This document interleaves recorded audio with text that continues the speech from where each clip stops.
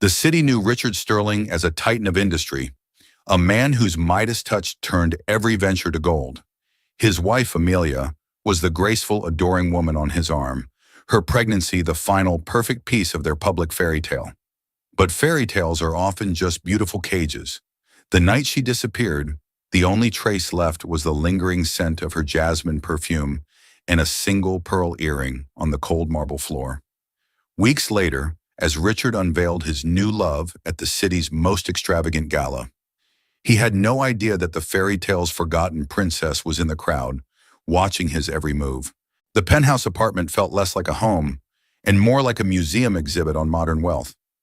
Floor-to-ceiling windows framed the sprawling city skyline, a glittering tapestry of a world Richard Sterling felt he owned.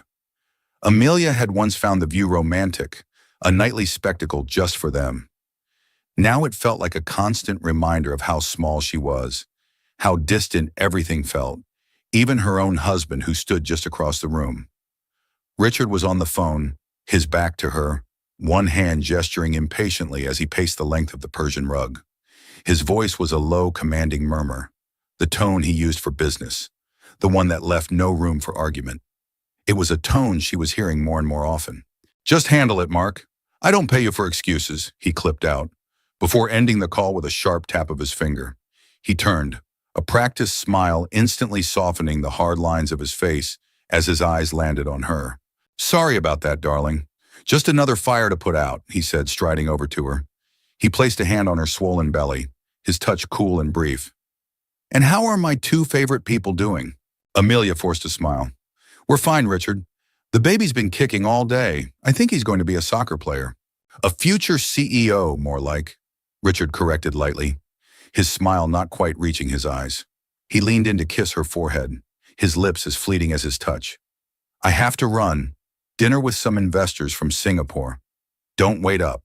He was gone before she could ask who, where, why. It was always like this. His life was a series of closed doors, brief explanations, and the unspoken expectation that she wouldn't pry. In the beginning of their whirlwind romance, she had mistaken his possessiveness for passion, his control for protectiveness.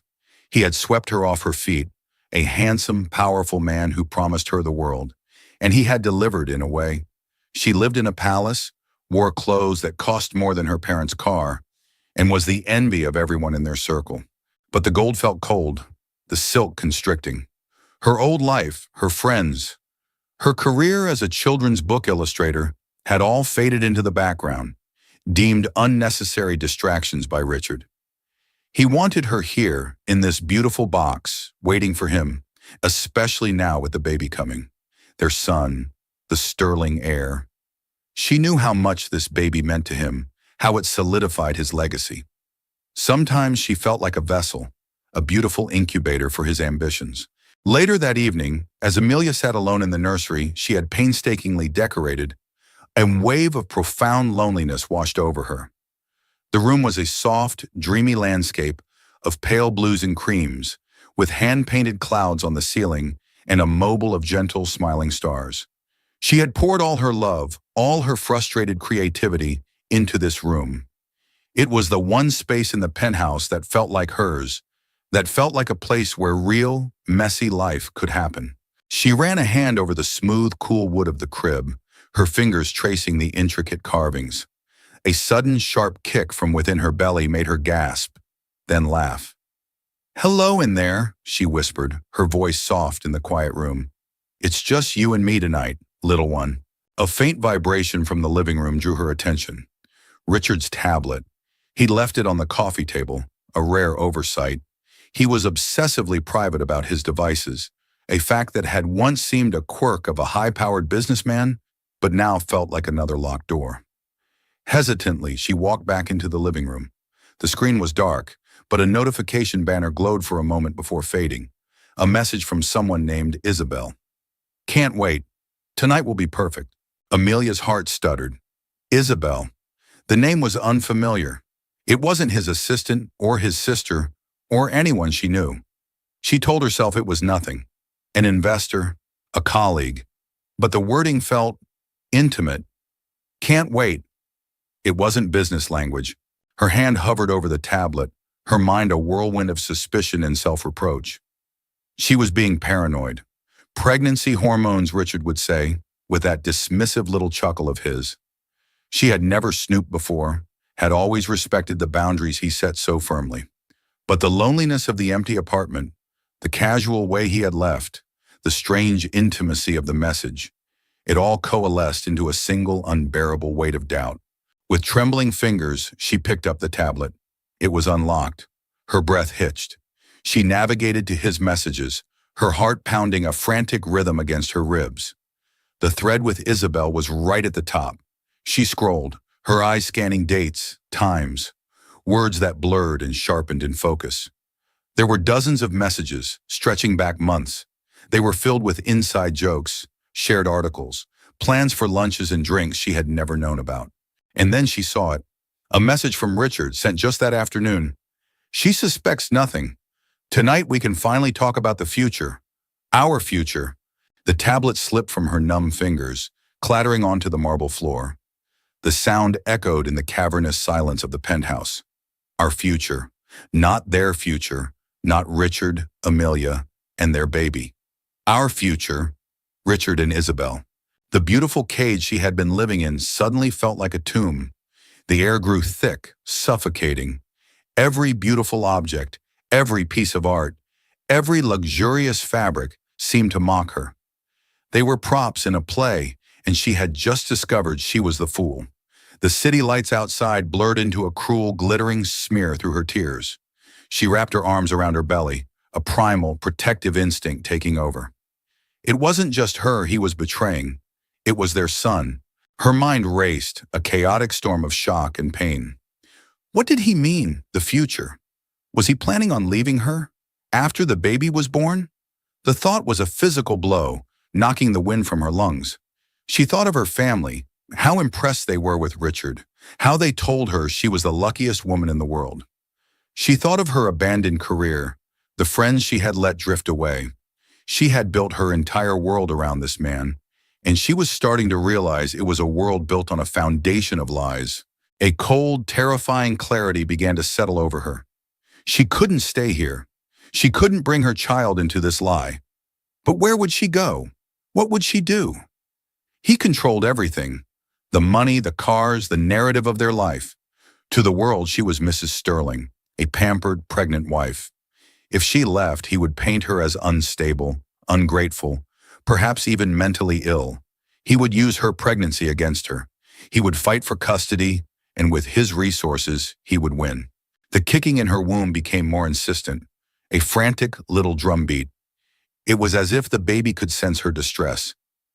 "It's okay," she whispered, her voice trembling. "It's okay, my love. Mommy will protect you. I promise." In that moment, a new resolve hardened within her. The tears stopped. The panic receded, replaced by a steely determination. She would not be the victim in his story. She would not be the crazy, hysterical wife he left behind. She had to disappear. Not just leave, but vanish. Erase herself from his life so completely that by the time he realized she was gone for good, she and her baby would be somewhere he could never find them. The plan was terrifying, half-formed, and utterly insane. But as she looked around the opulent prison that had been her home, she knew it was the only way. She had to become a ghost. The days that followed were a masterclass in deception. Amelia became an actress in her own life, playing the role of the blissfully unaware, doting wife. Every morning, she made Richard his coffee, just the way he liked it, with a single spoonful of raw sugar. She'd kiss his cheek as he left for the office. The scent of his expensive cologne, a nauseating reminder of his lies. She'd smile, ask about his day, and listen to his carefully curated stories of meetings and deadlines, all while the words from the tablet burned in her memory. Our future. The performance was exhausting. Every smile felt like a crack in her own facade. Every touch was tainted. She began to see the whispers and shadows of his betrayal everywhere. A receipt from a restaurant she'd never been to, tucked into a coat pocket. A hushed phone call in his study. The door clicked shut just as she walked past. He started working later, his excuses becoming more frequent and less plausible. Emergency board meeting, he'd say, or Had to wine and dine a new client. She'd just nod, the perfect, understanding wife, while a cold knot of dread tightened in her stomach. One evening, he came home with the faint, unfamiliar scent of a woman's perfume clinging to his shirt. It wasn't the heavy, musky scent of a colleague or the floral notes of his assistant. It was light and citrusy, a scent that felt deliberately chosen, intimate. When she hugged him, she felt him stiffen for a fraction of a second, as if afraid she'd notice. She pulled back, a placid smile on her face. "You must be exhausted," she said, her voice betraying none of the turmoil inside her. "Long day?" "You have no idea," he sighed, running a hand through his perfectly coiffed hair. He loosened his tie, his gaze already drifting towards his phone. "I'm just going to take a quick shower before dinner." As the water ran in their cavernous ensuite bathroom, Amelia walked into their walk-in closet, a space larger than her old apartment. She picked up the shirt he had discarded on the valet stand. She brought it to her nose and inhaled deeply. The citrusy scent was definitely there, tangled with his own. It was proof, another small, sharp piece of the puzzle. She felt a surge of rage so intense it made her dizzy. She wanted to scream, to throw the shirt in his face, to demand the truth, but she couldn't. A direct confrontation was exactly what he would expect, and it would give him the upper hand. He would twist it, turn it back on her. He'd call her emotional, irrational. "It's the hormones, darling. You're not thinking clearly." He had a way of making her feel like she was the one who was crazy, a subtle, insidious form of manipulation she now recognized as gaslighting. He had been doing it for years, slowly eroding her confidence, her instincts, her very sense of self. Instead of confronting him, she began to plan. Her disappearance had to be flawless. She started small, secretly siphoning off cash from the generous household allowance Richard provided. A few $100s here, a few hundred there. She'd buy groceries at a high-end market but pocket the change from a cheaper one, hiding the crisp bills in an old shoebox at the back of her closet, tucked beneath a pile of maternity sweaters she never wore. It was a pathetic amount compared to his millions, but it was a start. It was her own. Her past life, the one she had been encouraged to forget, became her secret weapon. She reactivated an old anonymous email account. Her first message was to an old college friend, Sarah, a freelance graphic designer who had once forged a press pass for them to sneak into a concert. They hadn't spoken in years, not since Richard had subtly implied Sarah was a bad influence.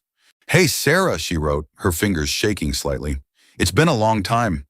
I'm in a difficult situation, and I need a huge favor. The kind you can't ask questions about. Can you help me?" The reply came within an hour. "Amelia, oh my God, I was so worried about you.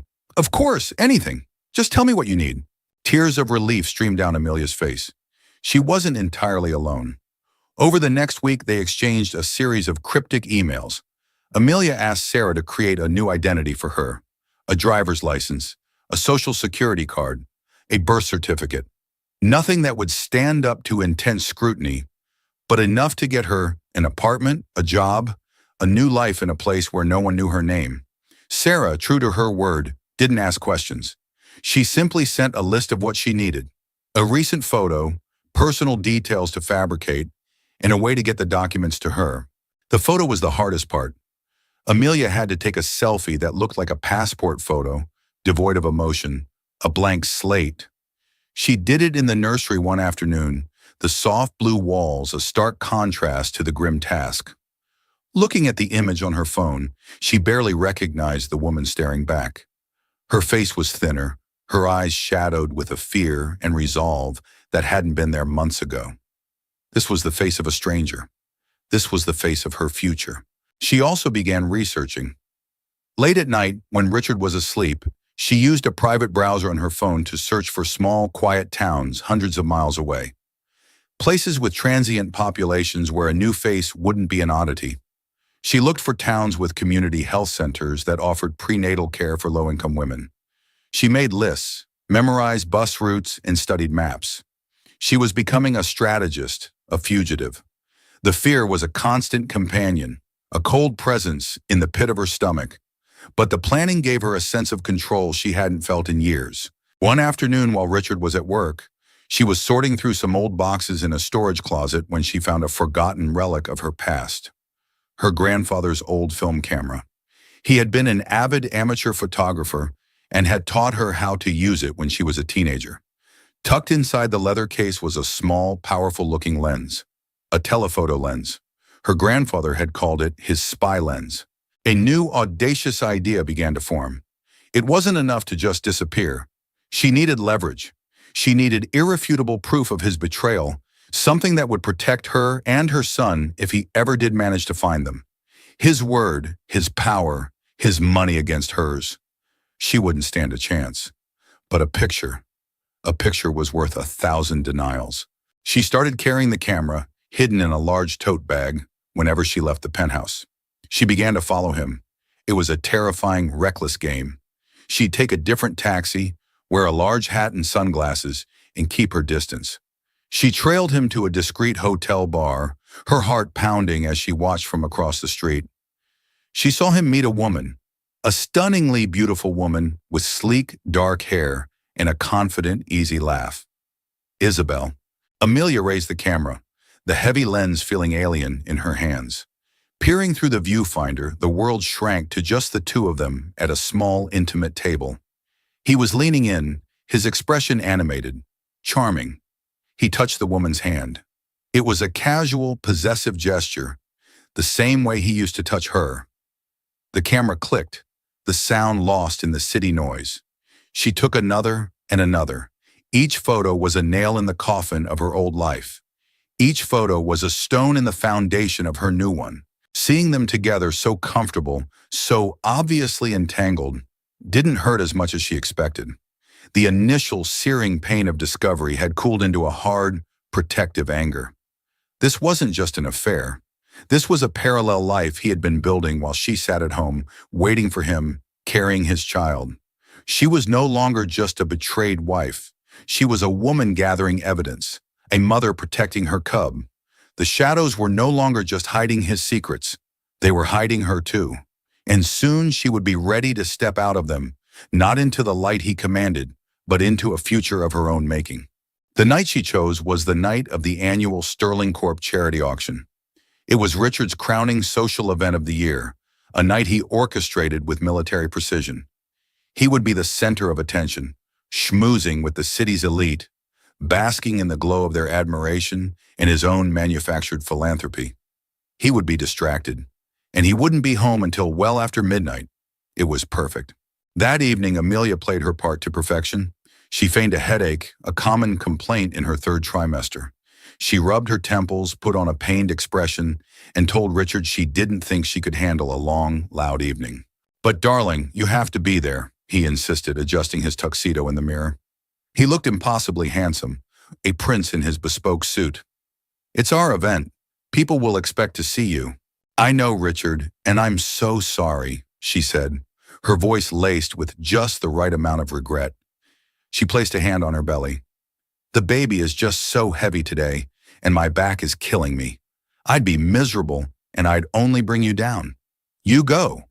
You be charming for the both of us." He hesitated, his annoyance warring with the need to maintain the image of a concerned husband.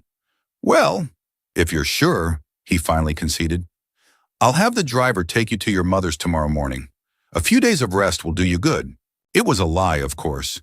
He was just relieved. Her absence would free him up. Perhaps Isabel would be at the auction. The thought sent a jolt of ice through her veins, but she pushed it down. "Focus. That sounds lovely," she said, forcing a weak smile. "Now go, you'll be late. Knock 'em dead." He kissed her, a perfunctory peck on the cheek, and then he was gone. The moment the heavy penthouse door clicked shut, the performance was over. Amelia's frail demeanor vanished, replaced by a focused, almost frantic energy. She had a very small window. First, she went to the nursery. She packed a small diaper bag, not with diapers, but with the essentials for her new life. The fake documents Sarah had express mailed to a private P.O. box she'd set up were at the bottom. On top of them went the cash she had saved, neatly bundled. Then came the most important item, the film camera, with the roll of incriminating photos safely inside. She also packed a small, hand-knitted blue bonnet she had made for the baby. A tangible piece of love, a promise of the future she was fighting for. Next, she staged the scene. She went to their bedroom and pulled out a suitcase, leaving it open on the bed. She threw a few items of clothing in, haphazardly, as if she had packed in a hurry. She took her jewelry box and emptied its contents into her purse, leaving the box itself conspicuously open and empty on her vanity. She wanted it to look like a greedy, impulsive departure, the act of a spoiled wife having a tantrum. Then came the note. She sat at her delicate writing desk, her hand surprisingly steady. She couldn't make it sound too final, too planned. It had to be emotional, erratic. Richard, one. I can't do this anymore. The loneliness, the empty nights. I thought a baby would fix us, but it's only made it clearer how far apart we are. I need space. I need to think. I'm going away for a while. Don't try to find me. Amelia, it was simple, vague, and perfectly misleading. It painted her as unstable and flighty, feeding right into the narrative he would inevitably create. She left it propped up on his pillow, a final, deliberate lie. Her last act in the penthouse was one of small, symbolic rebellion. She walked through the silent, opulent rooms one last time. She touched the cold marble countertops, the soulless leather sofas, the priceless art that had always felt alien to her. Then she went to the kitchen, took the carton of organic eggs, the absurdly expensive kind Richard insisted on, and one by one cracked them into the sink. It was a petty, childish act, but it felt immensely satisfying. She took one last look at the glittering city view from the window. It wasn't her world. It never had been. With the diaper bag slung over her shoulder and her purse in her hand, she walked to the service elevator at the end of the hall, the one used by staff. She rode it down to the parking garage, her heart pounding with every floor they descended. She bypassed Richard's fleet of luxury cars and walked out into the cool night air, melting into the anonymity of the city streets. She didn't take a taxi from near the building. That would be too easy to trace. Instead, she walked a dozen blocks, her heavy belly making each step a conscious effort. She pulled the hood of her simple gray sweatshirt up, keeping her head down. She was just another anonymous woman on a busy street. Finally, she hailed a cab and asked to be taken to the Port Authority bus terminal. The bus station was a chaotic swirl of humanity. People from all walks of life, all heading somewhere else. It was the perfect place to disappear. She paid in cash for a one-way ticket to a small, unremarkable town in upstate New York she had picked from her research. The ticket was for a bus leaving in less than an hour. As she sat in the uncomfortable plastic chair, waiting to board, the enormity of what she had done finally hit her. She had just walked away from her entire life. She had no home, no money beyond the cash in her bag, and she was 8 months pregnant. A wave of pure terror washed over her. What if she couldn't do this? What if he found her? She clutched the diaper bag to her chest, the hard shape of the camera a reassuring pressure. She thought of the photos. Richard laughing with Isabel, his hand on hers. That was her insurance. That was her strength. She thought of the tiny life inside her, a life that deserved to be born into honesty and love, not into a gilded cage built on deceit. The call to board her bus crackled over the intercom. Amelia stood up, her back aching, and joined the queue of weary travelers. With each step towards the bus, she felt a sense of finality. She was no longer Amelia Sterling, the millionaire's wife. That woman had vanished tonight. The woman walking onto this bus was someone new. She didn't have a name yet, but she had something Amelia Sterling had lost a long time ago. A chance at a real life. As the bus pulled out of the station, leaving the glittering lights of the city behind, she didn't look back. The town was called Havenwood. The name was a coincidence, but it felt like a sign. It was a small, quiet place nestled in the rolling hills of upstate New York, the kind of town people pass through without a second thought. For Amelia, it was a sanctuary. The bus had dropped her off at a sleepy station in the pre-dawn chill, and as she stood on the quiet main street, watching the town slowly wake up, she took her first breath of truly free air. It was crisp, clean, and smelled of pine needles and damp earth. It was the furthest thing from the sterile, filtered air of the penthouse. Her new identity was Grace Turner. It was a simple, sturdy name, a name that felt grounded. Using the documents Sarah had created and a carefully rehearsed backstory about escaping an abusive ex-boyfriend, she managed to rent a small, furnished apartment above a bookstore. The apartment was tiny with mismatched furniture and a window that looked out onto a quiet, tree-lined street instead of a city skyline. It was perfect. The first few weeks were a blur of exhaustion, anxiety, and a profound, bone-deep relief. The constant fear of being discovered was a shadow that followed her everywhere. Every time a police car drove by, her heart would leap into her throat. Every unfamiliar face felt like a potential threat. She paid for everything in cash, avoided security cameras, and kept to herself. She spent her days walking the quiet streets, exploring the local library, and sitting in the small park by the river, feeling her baby move and grow within her. Her trauma was a heavy cloak. At night, she'd be jolted awake by nightmares of Richard finding her, his face a mask of cold rage. The emotional whiplash of her escape left her raw and vulnerable. There were moments of overwhelming doubt, where the sheer insanity of her situation threatened to crush her. She was alone, pregnant, with no safety net. But then she would feel a kick, a flutter from her baby, and the fierce, primal instinct of a mother would rise up, silencing the fear. She was doing this for him. She had to be strong for him. Slowly, cautiously, she began to build a life. She found a part-time, under-the-table job, shelving books at the library, a quiet, peaceful job that allowed her to fade into the background. She registered for prenatal care at the local community clinic, where no one asked for more than her name and a mailing address. The nurses were kind, their gentle hands and reassuring words, a stark contrast to the cold, clinical efficiency of the high-priced obstetrician she had seen in the city. It was at the clinic that she met Dr. Ben Carter. He was a local GP who volunteered at the clinic twice a week. He had warm, crinkling eyes and a gentle, unassuming manner that immediately put her at ease. He was the first person in Havenwood who saw past the scared, withdrawn woman she presented to the world. During one of her checkups, he noticed her sketching in a small notebook while she waited. She had started drawing again, simple pictures of the trees and birds outside her window. It was a way to process her emotions, to reconnect with the part of herself she had suppressed for so long. "That's really good," he said, his voice soft. He was looking at a drawing of a small sparrow, its head cocked curiously. "You have a real talent." Amelia's cheeks flushed. "Oh, it's just a silly hobby," she mumbled, quickly closing the notebook. "I don't think it's silly at all," Ben said, his smile genuine. "It's beautiful." He didn't press, didn't ask any probing questions. He simply treated her with a quiet respect that she found herself craving. Their interactions at the clinic were brief and professional, but his kindness was a small, steady light in her lonely existence. He would ask how she was feeling, not just physically, but emotionally. He'd recommend a good place to get soup or a walking trail with a nice view. They were small gestures, but to Amelia they felt monumental. One afternoon, as she was leaving the library after her shift, a sudden downpour started. She was caught without an umbrella, huddling under the small awning, wondering how she would make it the few blocks home without getting soaked. A moment later, a familiar, slightly battered pickup truck pulled up to the curb.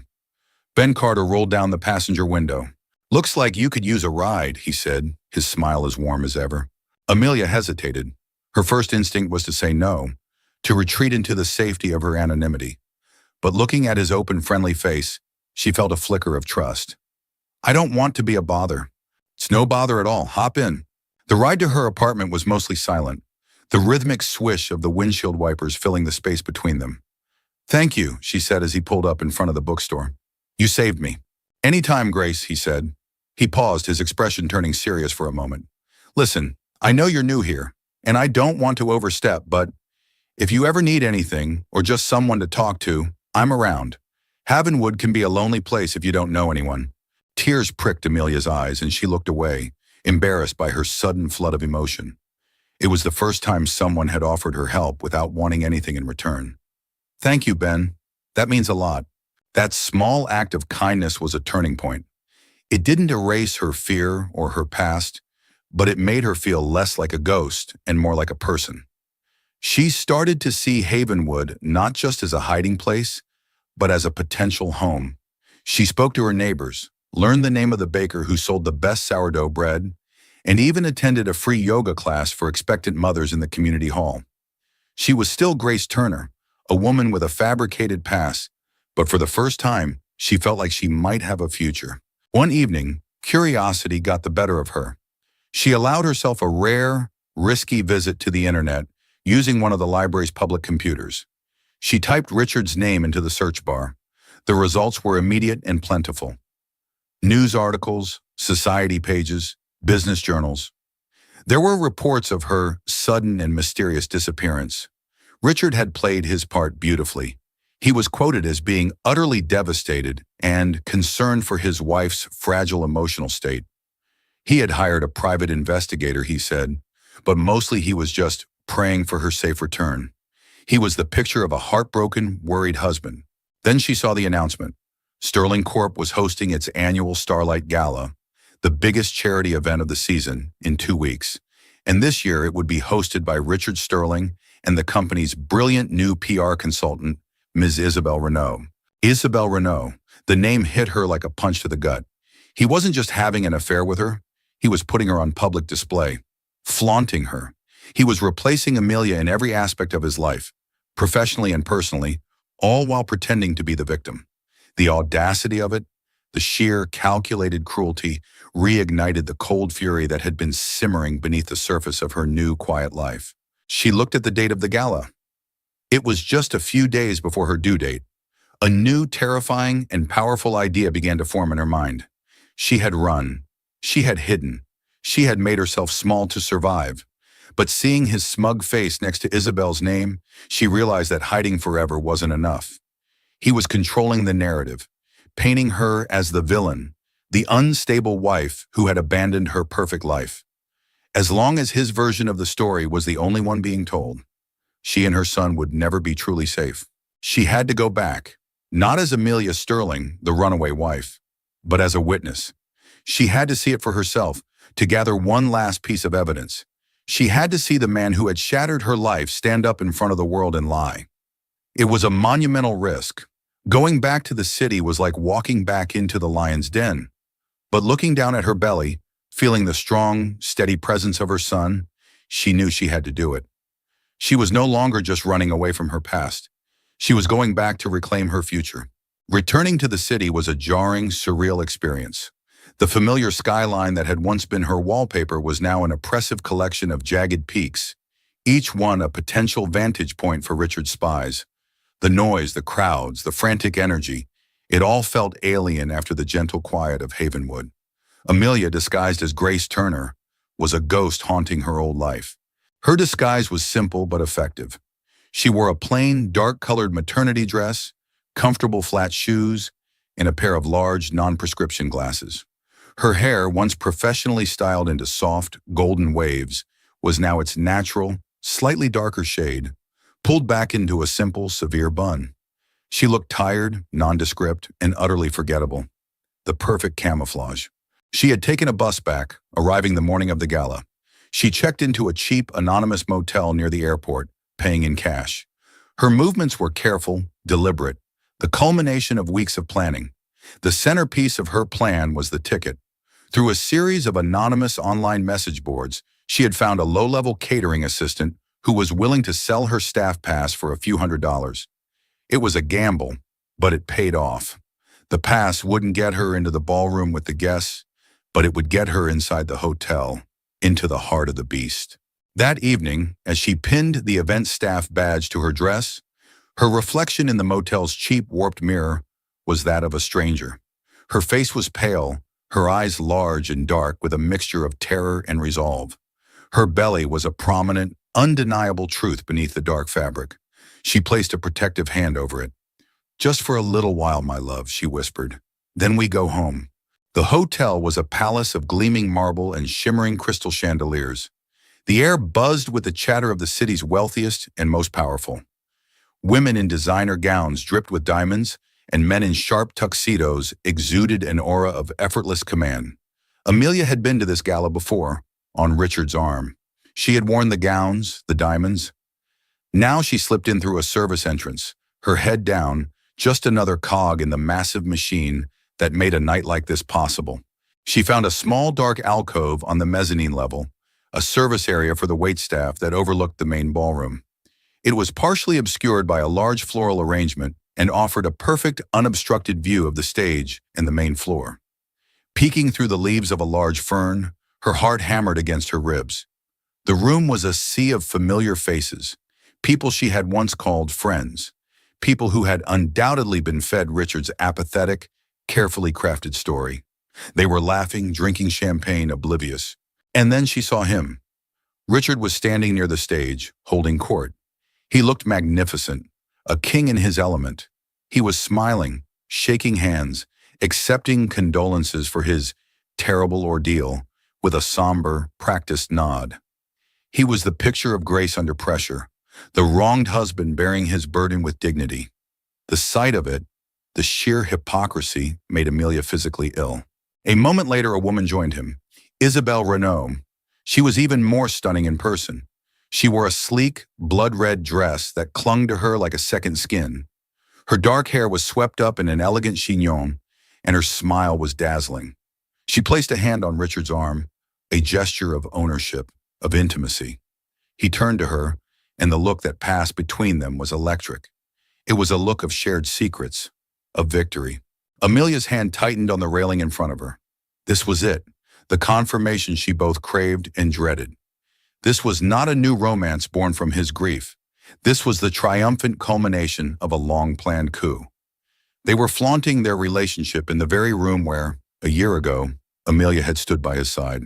She watched them for what felt like an eternity. She saw Isabelle whisper something in his ear that made him laugh, a deep, genuine laugh Amelia hadn't heard in years. She saw him place a proprietary hand on the small of Isabelle's back as they navigated the crowd. Every gesture was a stab to Amelia's heart. This was the man she had loved, the man she had married, the father of her child, and he had erased her as if she had never existed. The lights in the ballroom dimmed, and a hush fell over the crowd. A spotlight found the stage. Richard walked to the podium, Isabelle standing just behind him, a supportive, adoring presence. He tapped the microphone, the sound echoing through the vast space. "Good evening, everyone," he began, his voice smooth and confident. "Thank you all for being here tonight to support such a worthy cause. As many of you know, this has been a difficult year for me." He paused, letting the weight of his words settle. A murmur of sympathy rippled through the audience. "My wife, Amelia," he said her name, and she flinched in her hiding spot. "Mo chose to leave, and while I will never understand her decision, and I continue to pray for her well-being every day, I have come to realize that life must go on." He turned and looked at Isabelle, his eyes filled with a manufactured sincerity. He reached for her hand. "And I have been incredibly fortunate to have found a guiding light in the darkness, a partner, a confidant, and a brilliant colleague. Ms. Isabelle Renaud has not only transformed Sterling Corp's public image, she has transformed my life." He pulled Isabelle forward into the spotlight with him. The crowd erupted in applause. It was a carefully staged, perfectly executed public relations move. The embattled millionaire finding love again after his tragic abandonment. It was a story people would eat up. From her dark perch, Amelia felt a strange sense of calm descend over her. The pain, the anger, the fear, it all melted away, replaced by an ice-cold clarity. She saw everything for what it was. This wasn't about love or loss. This was about control, about power, about Richard Sterling writing his own story and making sure everyone believed it. But he had made one critical mistake. He assumed the main character of his previous story was gone for good. He was so confident in his narrative, so sure of his own power, that he couldn't imagine anyone challenging it. He was parading his mistress at a gala, completely unaware that his very pregnant, very wronged wife was in the room, watching his every move, ready to write a new ending. The first contraction hit her then, a low, tightening cramp that stole her breath. It was sharp, sudden, and undeniable. Her baby was coming, and so she realized was the truth. The contraction was a jolt, a physical manifestation of the storm that had been brewing inside her for months. Another followed, stronger this time, wrapping around her belly like a vice. Her baby was on its way here, in this hotel, surrounded by enemies. The primal, urgent reality of it eclipsed everything else. Panic threatened to overwhelm her, but then she looked down at the stage. Richard was raising a glass, toasting Isabel, toasting their new beginning. The sight of their triumph, their utter lack of remorse, solidified her fear into something hard and sharp. Rage. Her son would not be born in the shadows while his father celebrated a lie. Moving with a purpose she didn't know she possessed, Amelia left her hiding spot. She walked not towards the exit, but towards the grand staircase that led down to the ballroom floor. Her event staff badge gave her passage. The security guards barely glanced at her. She was invisible, a servant, just as Richard had always seen her. Each step down the marble stairs was punctuated by the rhythm of her contractions. Breathe in. Step. Breathe out. Step. The pain was grounding, focusing. She wasn't just a woman anymore. She was a force of nature, an imminent event. The people on the main floor, the city's elite, parted for her without thinking, their eyes fixed on the spectacle on stage. They didn't see the tired-looking woman in the plain dress, her hand pressed against her back, her face a mask of determination. Richard was finishing his speech. And so I ask you to join me in welcoming the new face of the Sterling Corp Foundation, a woman of unparalleled vision and grace, Isabel Renault. The applause was thunderous. Isabel stepped forward, beaming, accepting a bouquet of roses. This was her coronation. Thank you, Richard, Isabel purred into the microphone. It's an honor to... Richard. The voice was not loud, but it cut through the applause like a shard of glass. It came from the back of the room, amplified by the sudden, curious silence. A single spotlight, operated by a confused technician, swung wildly before landing on the source of the interruption. And there she was, Amelia. Standing in the middle of the ballroom, her face pale but resolute, her pregnancy undeniable. Her simple dress was a stark contrast to the glittering gowns around her. She looked like an apparition, a ghost from a life everyone had been instructed to forget. A collective gasp went through the room. Cell phones, which had been discreetly filming the speech, now turned on her. The flashes started, like a sudden burst of lightning. On stage, Richard froze. His face went slack, the color draining from it. For a single eternal moment, he looked like a man who had seen a ghost. Beside him, Isabel's perfect smile faltered, her eyes widening in disbelief and fury. Amelia! Richard's voice was a choked whisper, barely picked up by the microphone. Amelia took a slow, deliberate step forward. Another contraction seized her, and she paused, breathing through it, her eyes never leaving his. The entire room watched, captivated, as this silent, visceral drama played out. You said you were praying for my well-being, she said, her voice shaking but clear, carrying through the silent hall. Did you pray that I was safe, or just that I would stay gone? Richard stared at her, his mind clearly racing, searching for a way to spin this, to control it. Amelia, darling, you're not well, he started, falling back on his old script. You're confused. Security... I'm not confused, Richard, she interrupted, taking another step. Actually, I've never been more clear in my entire life. She looked from his face to Isabel's. I see everything now.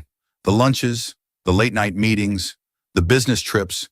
She turned her gaze to the audience, to the sea of shocked faces and raised phones. This man, my husband, stood you all up here tonight and told you a story about a fragile, unstable wife who abandoned him. He is the victim, you see. Another, more powerful contraction hit her, and she gasped, bending slightly. A woman in the front row, a doctor perhaps, took an involuntary step towards her before her husband pulled her back. Amelia straightened up, sweat beading on her forehead. The real story, she continued, her voice rising in strength, is that my husband has been having an affair with Ms. Renault for over a year. The real story is that they were planning a future together, a future that didn't include me or the son I am currently carrying. Her hand went to her belly. His son. The room erupted in frantic whispers. The narrative Richard had so carefully constructed was shattering in real time. Isabel, recovering from her shock, stepped to the microphone. This is absurd, she said, her voice sharp and commanding. This woman is clearly having a breakdown. She needs medical attention, not an audience. You're right, Amelia said, looking directly at Isabel. I do need medical attention. I'm in labor. That declaration silenced the room completely. The drama had just escalated to a level no one could have anticipated. Richard looked utterly panicked, trapped in the spotlight. His perfect evening turned into a public relations apocalypse.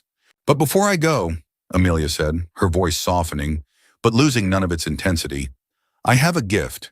An early anniversary present for you, Richard." From the simple purse slung over her shoulder, she pulled out a small, unassuming object. Her grandfather's camera. "I took up a hobby in my final weeks at home. Photography." She unlatched the back of the camera. With a flick of her wrist, she pulled the roll of film out, its brown ribbon unfurling in the harsh light. She held it up for everyone to see. "It's a collection," she announced. "I call it The Betrayal. There are some lovely shots of you two at the Hotel Elysian, a few more from that charming little cafe in the West Village. My personal favorites are the ones where you're kissing in the back of your town car. You really should be more careful about drawn curtains, Richard." She let the implications hang in the air. The physical proof. The undeniable evidence that would soon be in the hands of every news outlet in the city. She let the spool of film drop to the floor. It was a symbolic act. She didn't need it anymore. Her testimony, delivered here, in this room, while in labor with his child, was more powerful than any photograph. She looked at Richard one last time. The mask of the powerful CEO was gone. In its place was the face of a small, trapped man, his empire of lies crumbling around him. There was no pity in her heart, only a vast, aching emptiness where her love for him used to be. "I believe you know my lawyer's number," she said, her voice suddenly weary. Then she turned her back on him, on the life he represented, and faced the stunned crowd. "Can someone please call me an ambulance?" she asked, her voice cracking with pain and exhaustion. "My son is coming." And as the doctor from the front row rushed to her side, the flashes from the cameras reached a blinding, fever-pitched crescendo. The Sterling Gala had its headline, but it wasn't the one Richard Sterling had paid for. The birth of Leo Sterling was front-page news. It was a story of such cinematic drama that no PR firm on earth, least of all Isabel Renault's, could spin it. The headlines were brutal. "Sterling heir born amid Gala scandal. Millionaire's mistress exposed by wife in labor.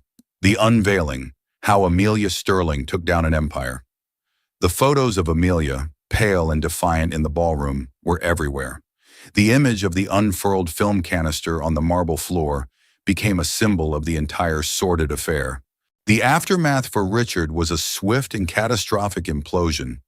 The board of Sterling Corp, facing a shareholder revolt and a PR nightmare that was tanking their stock price, demanded his immediate resignation. His powerful friends distanced themselves, their loyalty as superficial as the society they inhabited. Isabel Renault, her career and reputation in tatters, disappeared from public view, her name becoming a cautionary tale. Richard was left alone in his glass tower, surrounded by the wreckage of his own making. For Amelia, the aftermath was a whirlwind of a different kind.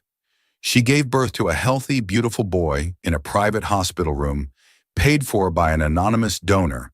She suspected it was the doctor from the Gala. The moment the nurse placed Leo in her arms, the world outside, with its flashing cameras and screaming headlines, melted away. All that mattered was this tiny, perfect human she had fought so hard to protect. He had his father's dark hair, but her eyes. Looking at him, she felt a love so fierce and absolute it left no room for bitterness or regret. Her lawyer, a sharp, no-nonsense woman named Clara, descended upon Richard with the full force of the law. Armed with Amelia's story, the testimony of dozens of Gala attendees, and the threat of the photographs, which Amelia had wisely made copies of before destroying the original film, Clara negotiated one of the most staggering divorce settlements the city had ever seen. Richard, desperate to avoid further public humiliation and a protracted court battle, agreed to all of it. Amelia was given a lump sum that ensured she and Leo would be financially secure for the rest of their lives. She was also granted sole, uncontested custody of their son. The penthouse, the cars, the lavish lifestyle. She wanted none of it. She wanted freedom. Richard was granted supervised visitation rights to be enacted only when Leo was older and only if Amelia deemed him to be a stable, positive influence. He had not only lost his wife and his company, he had lost his heir. Instead of staying in the city, the scene of both her imprisonment and her liberation, Amelia did the one thing no one expected. She went back to Havenwood. When she arrived, carrying Leo in a simple baby carrier, The town greeted her not as a celebrity or a scandal, but as one of their own. The story had, of course, reached them, but in this small, quiet community, it was just background noise. They knew her as Grace Turner, the quiet librarian who was expecting a baby. And now she was Grace, the new mom. Ben Carter was one of the first people she saw. He was at the local market, and he stopped when he saw her, a slow, genuine smile spreading across his face. He looked at the baby sleeping soundly against her chest, and his eyes were full of a quiet, gentle warmth. "Welcome back, Grace," he said softly. "He's beautiful." "Thank you, Ben," she said, her own smile feeling natural and easy for the first time in years. "For everything." The conversation was short, but it was laden with unspoken understanding. He didn't ask about the headlines, about Richard, about the chaos she had left behind. He just saw her, and her son. Life in Havenwood settled into a new, peaceful rhythm. Amelia, she was Amelia again, she had decided to reclaim her own name, bought a small, charming house on the edge of town with a large garden. She spent her days with Leo, watching him discover the world, his laughter the only sound that mattered. The millions from the settlement sat in a trust fund, largely untouched. She lived simply. She reconnected with Sarah, who came to visit and cried when she met Leo, apologizing profusely for not realizing how much danger Amelia had been in. "You don't have to apologize, Mainan," Amelia told her, hugging her tightly. "You saved me. You gave me a chance." She started illustrating again. She turned the little pictures she had sketched in her notebook, the birds, the trees, the kind-eyed doctor, into a children's book. It was a simple story about a little bird who gets lost, but finds a new, kinder forest to call home. She saw Ben often. He would stop by her house on his way home from the clinic, sometimes with groceries, sometimes just to see how she and Leo were doing. They would sit on her porch while Leo slept, talking for hours. She told him the whole story, not the sensationalized media version, but her version. The loneliness, the fear, the gradual erosion of her soul in that gilded cage. He listened without judgment, his presence a comforting, steady anchor. He told her about his own life, how he had left a lucrative surgical practice in a big city after his wife died of cancer, seeking a slower, more meaningful existence. They were two people who had been broken by their pasts and were trying to piece together a new future. One cool autumn evening, as they sat on her porch swing, watching the leaves turn brilliant shades of red and gold, Ben reached over and gently took her hand. His touch wasn't possessive or demanding. It was warm, respectful, and felt like coming home. "You're an incredible woman, Amelia," he said, his voice quiet, "and an amazing mother." Tears welled in her eyes, but for the first time in a long time, they were tears of gratitude. She had walked through fire, faced down the monster in her fairy tale, and had come out the other side, not unscathed, but whole. The world saw her as the woman who had exposed her millionaire husband. But here, in this quiet town, holding the hand of a good man, with her son sleeping peacefully inside, she was just Amelia, and that was more than enough. The aftermath of the storm wasn't wreckage. It was the clean, quiet world that comes after the rain. A year passed. The seasons in Havenwood turned, each one painting the small town in a new palette of colors. The fiery brilliance of autumn gave way to the quiet white blanket of winter, which in turn melted into the vibrant, hopeful green of spring. With each changing season, Amelia felt a layer of her old life sloughing off, replaced by something new, something real. Her house was no longer just a house. It was a home, filled with the delightful chaos of a growing boy. Leo was now a toddler, a whirlwind of chubby-legged energy and infectious giggles. He had her eyes and a stubborn determination that she suspected came from both his parents. His first word was mama, his second was Ben. Ben had become a constant, gentle presence in their lives. He was there for Leo's first steps, for his first tooth, for the fevers and the scraped knees. He never tried to replace Richard, never pushed for a title or a definition of their relationship.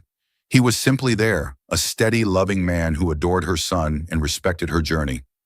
Their love story wasn't a whirlwind romance like her first one.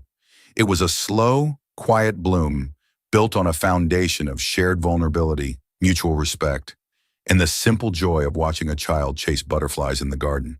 The money from the settlement, the vast fortune that had once defined her life, now felt like a distant echo. She used it to set up a foundation that provided resources for women and children escaping domestic abuse, a quiet, anonymous way to turn her pain into purpose. Her own richness came not from a bank account, but from the wealth of everyday moments.